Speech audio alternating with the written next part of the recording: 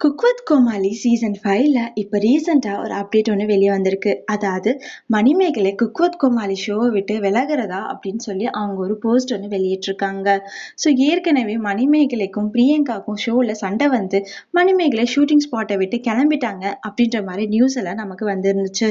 இப்போ மணிமேகலை அவங்க cook with கோமாளி ஷோவை விட்டு விலகிட்டதா சொல்லி ஒரு போஸ்ட் ஒன்று வெளியிட்டிருக்காங்க.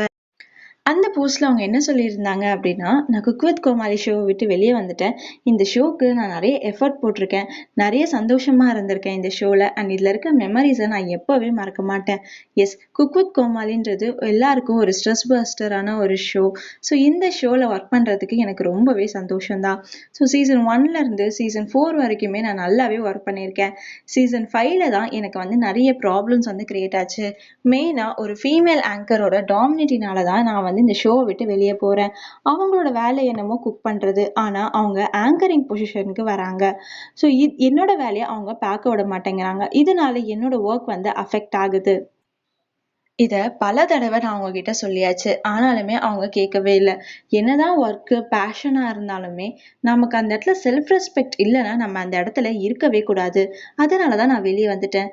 இதுவரைக்கும் எனக்கு ஆதரவு கொடுத்ததுக்கு ரொம்ப நன்றி. எனக்கு கடவுளோட பிளெஸ்ஸிங் இருக்கு. எனக்கு நிறைய ப்ராஜெக்ட் கிடைக்கும். நான் என்ன பார்த்துப்பேன் அப்படின்னு சொல்லி அவங்க ஒரு போஸ்ட் ஒன்று வெளியிட்டிருக்காங்க. And at the same time அவங்க அவங்களோட யூடியூப் லைவ்லையுமே வந்துட்டு ஒரு விஷயத்த ஷேர் பண்ணியிருக்காங்க. எஸ், நான் குக் வித் கோமாளி ஷோ விட்டு வெளியே போயிட்டேன். அதுக்கு மெயினான ரீசன் இதுதான். ஸோ ஒரு ஃபீமேல் ஆங்கர் டாமினேட்டிங்னால மட்டும்தான் நான் இந்த ஷோவை விட்டு வெளியே போறேன். அவங்க என்னோட வேலையை செய்யவே விட மாட்டேங்கிறாங்க. நான் ஆங்கரிங் பண்றப்பதான் அவங்க நடுவுல வந்து இன்டரப்ட் பண்ணி அவங்க தான் ஆங்கர் அப்படின்ற மாதிரி காட்டிக்கிறாங்க. என்னதான் அவங்க பெரிய ஆளா இருந்தாலுமே இப்ப அந்த ஷோக்கு நான் தான் ஆங்கர். ஸோ என்னோட ஒர்க்கை அவங்க செய்ய விட மாட்டேங்கிறாங்க. நடுவுல நடுவுல வந்து அவங்க தான் தன்னை ஆங்கர்ன்னு சொல்லிட்டு வந்து ப்ரூவ் பண்ணிக்கிட்டே இருக்காங்க. இதை நான் நிறைய வாட்டி சொல்லியும் அவங்க கேட்கவே இல்லை. ஸோ அதனால தான் நான் குவிட் பண்றேன். ஸோ மற்றபடி என் கூட ஒர்க் பண்ணவங்க எல்லாருமே நல்லவங்க தான். என் கூட நல்லா தான் பேசி எனக்கு நல்லா சப்போர்ட் பண்ணியிருக்காங்க. ஸோ அது எல்லாத்துக்குமே நான் தேங்க் பண்ணிக்கிறேன் அப்படின்னு சொல்லி அவங்க பேசி முடிச்சிருந்தாங்க.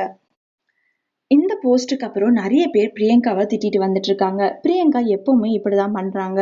மணிமேகலையை அவங்க வேலையே செய்ய விட மாட்டேங்கிறாங்க அப்படின்னு சொல்லி நிறைய பேர் திட்டிட்டு வந்துட்டு இருக்காங்க. இன்னும் ஒரு சில பிரியங்காவோட பதில் என்னவா இருக்கும்னு சொல்லி எதிர்பார்த்துட்டு வந்துட்டு இருக்காங்க. இதை பத்தி நீங்க என்ன நினைக்கிறீங்க? நீங்க கூட மறக்காம கமெண்ட் செக்ஷன்ல கமெண்ட் பண்ணுங்க. அண்ட் இந்த மாதிரி சினிமா அப்டேட்ஸ்க்கு ஸ்பெஷல் சினிமாவை சப்ஸ்கிரைப் பண்ணுங்க.